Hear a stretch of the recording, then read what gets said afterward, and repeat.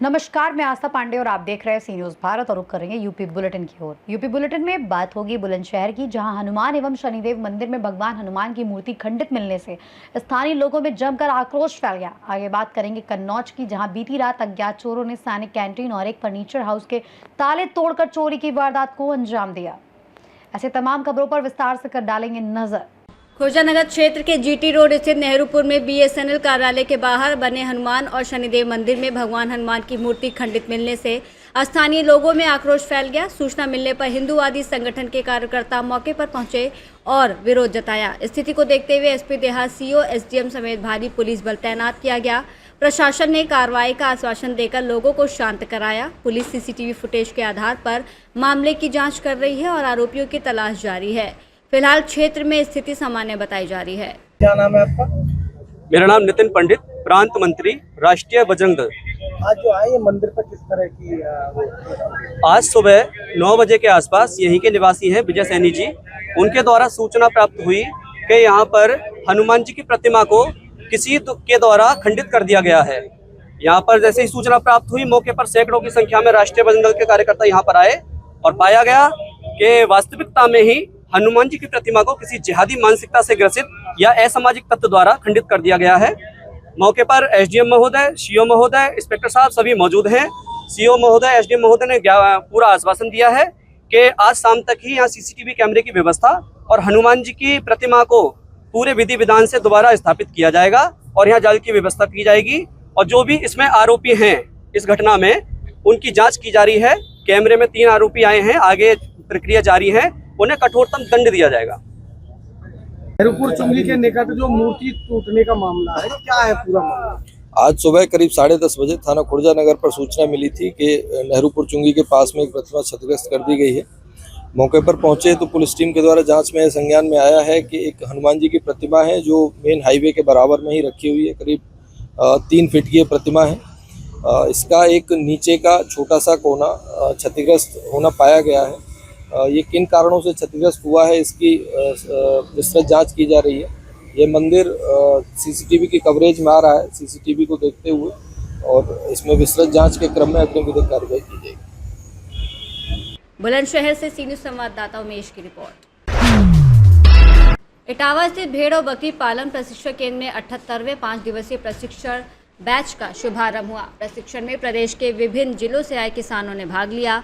कार्यक्रम का उद्देश्य किसानों को आधुनिक और वैज्ञानिक पशुपालन तकनीकों से जोड़कर आय बढ़ाने और स्वरोजगार को बढ़ावा देना है। मुख्य प्रशिक्षक डॉक्टर भारती कटारे ने किसानों को कम लागत में बेहतर उत्पादन, पशुओं की देखरेख, पोषण और समय पर टीकाकरण की जानकारी दी।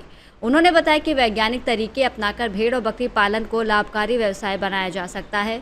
इस दौरान अपर निदेशक grade 2 doctor Vijay Veer चंद्रयाल, doctor Harish Chandra, doctor Dilip Kumar, LEO Sunil Bhatele और एलईओ अनिलवीर चौहान ने भी किसानों को आधुनिक प्रबंधन और रोग नियंत्रण के बारे में जानकारी दी। प्रशिक्षण शिविर को ग्रामीण विकास और किसानों की आर्थिक मजबूती की दिशा में महत्वपूर्ण पहल माना जा रहा है। इटावा से सी न्यूज संवाददाता देवेंद्र की रिपोर्ट। कन्नौज जनपद के छिबरामऊ कोतवाली क्षेत्र स्थित NH 34 सबलपुर मार्ग पर बीती रात अज्ञात चोरों ने सैनिक कैंटीन की और एक फर्नीचर हाउस के ताले तोड़कर चोरी की वारदात को अंजाम दिया। कैंटीन संचालक विनय को सुबह घटना की जानकारी हुई, जिसके बाद मौके पर ग्रामीणों की भीड़ जमा हो गई। प्रारंभिक जानकारी के अनुसार चोरी में लाखों रुपए के नुकसान की आशंका जताई जा रही है। ग्रामीणों ने क्षेत्र में बढ़ती चोरी की घटनाओं को लेकर नाराजगी जताते हुए पुलिस गश्त और सुरक्षा व्यवस्था पर सवाल उठाए। लोगों का कहना है कि लगातार हो रही घटनाओं से आमजन में असुरक्षा की भावना बढ़ रही है। पुलिस मामले की जाँच में जुटी है। क्या नाम है? सुदीप। कहाँ रहते हैं? क्या मामला हो गया? मामला चोरी हुई। क्या चोरी हो गया? चोरी इन्वेटर हो, बैटरा चले गए, LCD चली गई, 8 इंडक्शन होते वे चले गए। कल एक फ्रिज बेचे 20,000 रुपये या 20,000 कैश तो वो चले गए। और क्या क्या गया? और जब मैं तो पता लगे का वो जो लिस्ट लिख रहे हैं तो लगभग कितने रुपए का नुकसान? लगभग 2-2.5 लाख। 2-2.5 लाख रुपए का। ये कितने बजे घटना रही होगी? ये वही है करीबन 12-3 के बीच। चोर कहाँ से घुसे थे? चोर पीछे तो घुसे, आगे तो घुसे, आगे टीम लची है, पीछे बैठ रहा परे भी नहीं, मतलब गिरे भाई है। ऊपर जीना के रास्ते से? जीना में ताला कुंडी बंद थी, वो टीन उचकाए घुसे। अच्छा, ये जानकारी कैसे हुई? ये जानकारी सवेरे हमारे भाई साहब आए, उन्होंने देखे कैमरा टूटे थे। क्या नाम है भाई साहब? विनय कुमार। विनय कुमार। हाँ, यही कैंटीन देखते थे? यही कैंटीन आती है। कितने बजे आए होंगे वो? ये सवेरे करीबन 5 बजे आए। कितने बजे? 5 बजे। 5 बजे? फिर पुलिस को जानकारी कितने बजे मिली? पुलिस को जानकारी इनने वही दी होगी 5 साढ़े 5 बजे। पुलिस मौके पर कितनी देर में पहुंची? पुलिस मौके पे आ गई, 100 नंबर वाली भी आ गई थी और थाने से भी चौकी वाली भी आ गई थी। पुलिस क्या आश्वासन दे रही है? पुलिस अब जमरा बोली आ गई, DVI मिल गई थी, वही बात है। क्या नाम है? विनय कुमार। कहाँ रहते हैं? कहाँ रहते हैं? सबलपुर रहती है। क्या मामला हो गया? ये सब ना भाई चोरी हुई है। कहाँ पे चोरी हो गई? सबलपुर के सामने कैंटीन हमारी है, क्या नाम से कैंटीन है? सैनिक कैंटीन। सैनिक कैंटीन। हम सवेरे आए तो देखें कहा कैमरा टूटे। कितने कैमरे लगे हुए थे? कैमरा टूटे 3 7 कैमरा टूटे। और कितने लगे हैं उसके अलावा? 4 नीचे वाले रहिए, अंदर जो लगे हैं वो रह गए? गैरेज वाले, गैरेज में नहीं घुसे करते हैं। जे 7 कैमरा टूट डाले। क्या क्या क्या सामान ले गए? क्या LCD लइए, बाटरा लइए, अब इंडक्शन लइए, रुपया लइए, 20,000 करीब रुपया आते, रुपया लइए और बहुत सामान लइए। अभी कुछ गिनती इतनी नहीं कर पाई। लगभग कितने रुपए का सामान रहा होगा? सामान कम से कम 1.5-2 लाख को तो लइए कि कम से कम है। अब इतनी गिनती कर पाई है ज़्यादा लोगों को। नकदी कितने रुपए की थी? नगदी 20,000 रुपया के लगभग लइए। पुलिस मौके पर पहुंची थी? पुलिस आई, अब छबरा मुगलिबा ये देखो का हो कैमरा की डिबिया होते है, बा छोड़िए कैसे भूलिए। कौन छोड़ गया? बेच नहीं निकाल पाई, वहाँ में धरी थी, हमें निकाल नहीं पाई, उन्हें पता नहीं कैसे हैं। तो अब इन लोगों ने देखी, हमें जानकारी है नहीं इतनी, इन लोगों ने डबिया देखी, जाके जाते सब हुई है, चेक करे हुए गई है। छबरा में पुलिस लगी। कौन साथ में कोई गया? शिवम गई और नंद सिंह फौजी गई, राम रच्चा गई। नंद सिंह फौजी कौन है? ये हमारे भाई हैं, चाचा का लड़का। कैंटीन उनकी है? नहीं, कैंटीन हमारी है। ये घटना लगभग कितने बजे की रही होगी? जब लगभग ऐसी हुए 12-1 बजे के बीच में। सुबह कौन आया था, किसने देखा था? सवेरे हम ही आए पहले। कितने बजे आए थे? हम आए थे करीब 5 बजे। क्या देखा?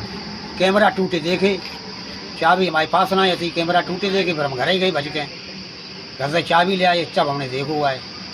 सूचना पुलिस को दी थी? कितने बजे? फिर हमने 100 नंबर से फ़ोन करो। मौके पर 100 नंबर आई थी? मौके पर 100 नंबर आई, थाने चौकियों वाले आए, फिर ये लोग छबरा मुँह लेवाइए। पुलिस का क्या कहना है? अब करो पुलिस छबरा मुँह लेवाइए, देखो कहाँ से है। कन्नौज से सी न्यूज़ संवाददाता महेश गौड़ पप्पू की रिपोर्ट। कन्नौज जनपद के छिबरामऊ नगर के मोहल्ला ग्रेसीगंज में एक विवाहिता की संदिग्ध परिस्थितियों में मौत हो गई। मृतका की पहचान रूबी के रूप में हुई है। मायके पक्ष ने ससुरालियों पर गला घोंटकर हत्या करने का आरोप लगाया है। मृतका की मां के अनुसार रूबी ने घटना से पहले फोन पर अपनी जान को खतरा होने की बात कही थी। घटना के बाद पति समेत अन्य ससुराली जन चारों बच्चों को लेकर मौके से चले गए। सूचना मिलने पर पुलिस मौके पर पहुंची और शव को कब्जे में लेकर पोस्टमार्टम के लिए भेज दिया।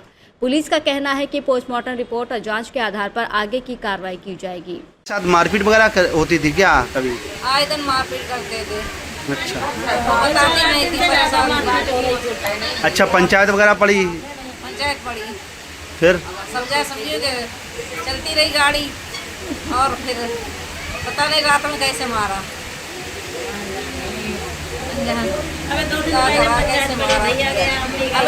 आपकी बेटी के साथ? अम्मा क्या हुआ बेटी के साथ आपको? छोड़ के भैया लोग आए, कोई भाजिए बनिए, सब ससुराल वाले सब भाजिए, 2 लड़का आए, हम आके तौले में बैठे रहे। अम्मा का तो क्या आपकी बेटी को मार दिया क्या? मार दिया। कैसे मारा? अल्लाह ने हमें तो गले में फांसी के निशान लग रहे थे, रस्सी से कस कस के लगा। अल्लाह जाने कहीं मुझे कैसे मारा मेरे बच्चा क्यों। अल्लाह तड़प तड़प के मेरे बच्चा के परेशान हुए थे। कब पंचायत बीच में पड़ी थी? परसों गए थे, परसों। अच्छा, परसों पंचायत पड़ी थी, परसों अम्मी भैया गए थे। फिर लड़ाई झगड़ा की सूचना मिली थी क्या? हाँ। फिर फोन आया था। फोन क्या आया- दिया सूचना? फोन आया था कि देखो यहाँ समझाओ आके, जरूरी को समझाओ आके। अच्छा, रूबी गलती बताते थे? बताते कि अपनी तो गलती बताएंगे नहीं, तो कहीं ध्यान देखो आके, घर समझाओ आके। समझाने गए थे, हमने गई तो हमने कहा चलो बेटी आ जाओ, परेशान हो हम घर नहीं चले। तुम्हारे घर लगे, तुम्हारे घर बत्ती ना आई, तुम तो डरा दी, मेरे बच्चे ने को गरीबी लगी है, हमें गाँव वाले गरीबी रात में आपका क्या नाम है आपका? क्या होगा, क्या घटना हुई? अरे मुझे मारा, सबने मिलके मारा, कपड़ा फटे, सब गलती बेल्टन से मारा और बहुत बुरी तरीका से, पूरी नीली लगी लड़की, बहुत बुरी तरीका से मारा। किसने मारपीट की थी? ससुराल वाले ने सबने मिलके मारा है। सास इतनी भारी, उसका शरीर इतना तगड़ा था कि अकेला सब उठा ही नहीं सकता उसे। अच्छा, घटना कैसे क्या हुई? उसे रात में मारा, क्या जान से मारा? क्या कैसे? रात में जान से मार दिया। अच्छा, ससुराली जन फिर कैसे सूचना मिली आपको?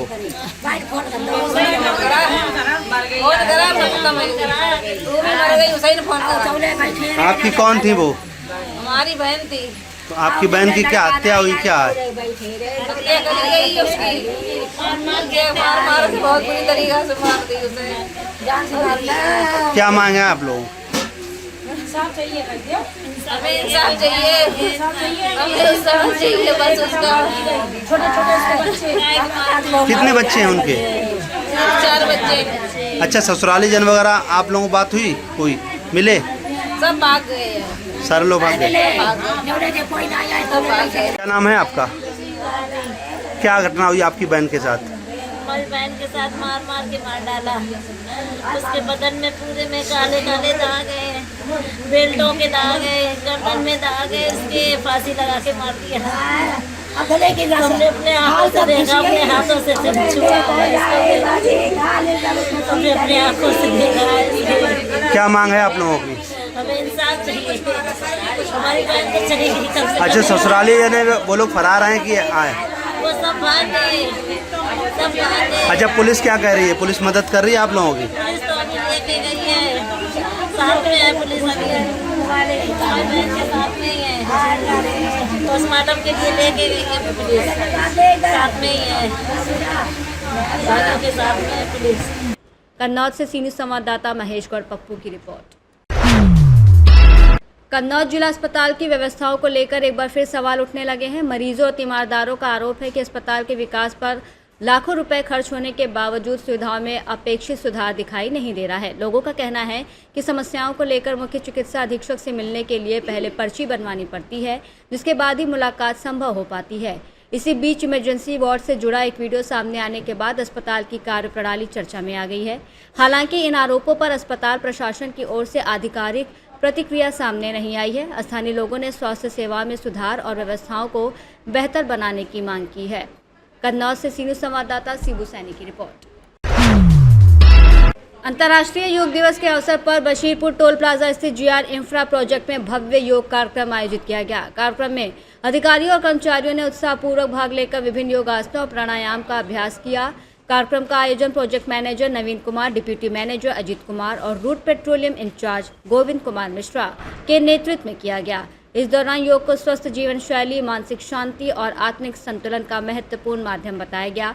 कार्यक्रम का समापन स्वास्थ्य और फिटनेस के संकल्प के साथ किया गया। कन्नौज से सीनियर संवाददाता शिबू सैनी की रिपोर्ट। कौशाम्बी जिला मुख्यालय के समदा क्षेत्र में न्यायालय में विचाराधीन भूमि पर कथित अवैध कब्जा और निर्माण का मामला सामने आया है।